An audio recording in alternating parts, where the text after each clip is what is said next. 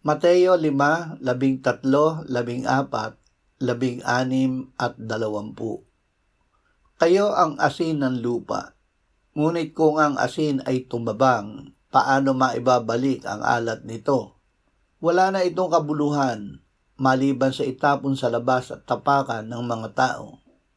Kayo ang ilaw ng sanlibutan. Ang isang lungsod na nakatayo sa ibabaw ng isang burol ay hindi maitatago. Paliwanagin ninyo ng gayon ang inyong ilaw sa harap ng mga tao, upang makita nila ang inyong mabubuting gawa at luwalhatiin nila ang inyong Ama na nasa langit. Sapagkat sinasabi ko sa inyo, malibang humigit ang inyong katuwiran sa katuwiran ng mga eskriba at mga pariseo, ay hindi kayo makakapasok sa kaharian ng langit. Asin at ilaw. Ang tunay na sumasampalataya sa Panginoong Hesukristo ay ginawa niyang asin ng lupa at ilaw ng sanlibutan.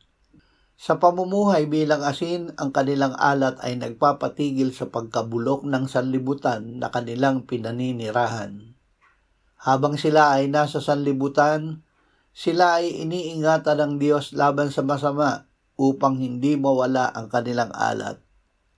Sa pamumuhay bilang ilaw, nakikita sa kanila ang mabubuting gawa na umaakay sa iba na manalig at magbigay luwalhati sa Diyos.